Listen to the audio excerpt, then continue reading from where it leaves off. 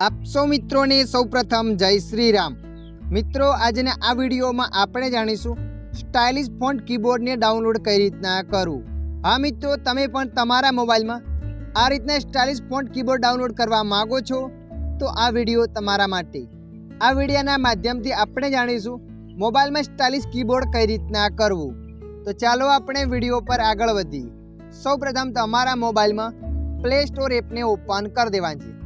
Play store app ने open कर्या पछी आगळ आवुं पेज आवशे तो तमारे अहींया सर्चना ऑप्शन पर क्लिक कर लेवानुं छे। सर्चना ऑप्शन पर क्लिक कर्या पछी तमारे अहींया सर्च एप पर क्लिक कर देवानुं छे।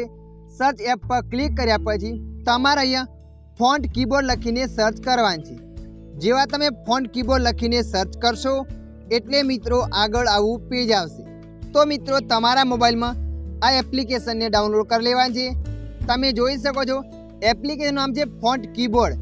તો તમારા મોબાઈલમાં આ એપ્લિકેશનને ઇન્સ્ટોલ કરી લેવાની છે। તો મિત્રો અહીંયા આપણે મારા મોબાઈલના એપ્લિકેશનને ઇન્સ્ટોલ કરી લઈએ છીએ। એપ્લિકેશનને ઇન્સ્ટોલ થયા પછી તમારે અહીંયાથી બહાર આવી જવાનું છે। બહાર આવશો એટલે તમારા મોબાઈલમાં આ એપ્લિકેશન આવી જશે। તો મિત્રો અહીંયા તમારે એપ્લિકેશનને ઓપન કરી દેવાનું છે। જેવા તમે એપ્લિકેશનને ઓપન કરશો એટલે જોઈ શકો છો આગળ આવું પેજ આવશે।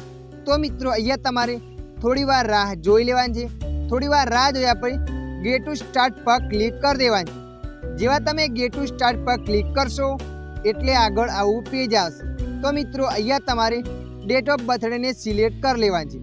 ડેટ ઓફ બર્થડેને સિલેક્ટ કર્યા પછી તમારે નીચે ગેટ ટુ સ્ટાર્ટ પર ક્લિક કરી દેવાની છે।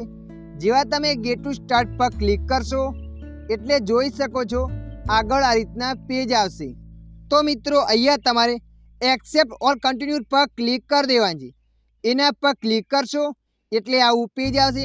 તમારે અહીંયા અનેબલ ફોન્ટ કીબોર્ડ પર ક્લિક કરવાનું છે। એના પર ક્લિક કરશો એટલે જોઈ શકો છો આગળ આ રીતના પેજ આવશે।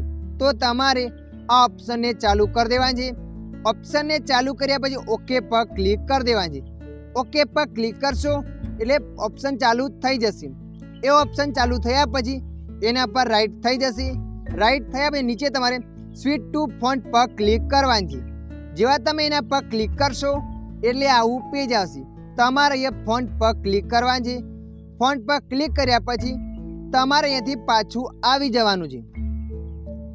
પાછું આવ્યા પછી તમારા મોબાઈલમાં કોઈ પણ જગ્યાએ કીબોર્ડને ઓપન કરી લેવાનું છે। તો આપણે અહીંયા વોટ્સઅપમાં કીબોર્ડને ઓપન કરી લઈએ છીએ। અહીંયા આપણે વોટ્સઅપમાં કીબોર્ડને ઓપન કરી લીધું। તમે જોઈ શકો છો મિત્રો અહીંયા આ રીતના કીબોર્ડ બતાવે છે। તો મિત્રો તમે જોઈ શકો છો અહીંયા કીબોર્ડ ઓપન થઈ ગયું છે। તમે જે પણ સ્ટાઇલિશ યુઝ કરવા માંગો છો એ સ્ટાઇલિશ પર ક્લિક કરવાની છે। એ સ્ટાઇલિશ પર ક્લિક કરશો અલગ અલગ અહીંયા સ્ટાઇલ બતાવશે। તમે જોઈ શકો છો જે પણ સ્ટાઇલમાં તમે લખીને મોકલવા માંગો છો અથવા બાયો કોઈ પણમાં લખવા માંગતા હો એના વડે લખી શકો છો। આશા રાખું છું આ વિડીયો તમને પસંદ આવ્યો હશે। આ વિડીયોની અંદર થોડુંક કંઈક જાણવા મળ્યું હોય તો વિડીયોને લાઈક કરી દેજો અને આવા માહિતીવાળા વિડીયો જોવા માટે અમારી ચેનલને સબસ્ક્રાઈબ કરી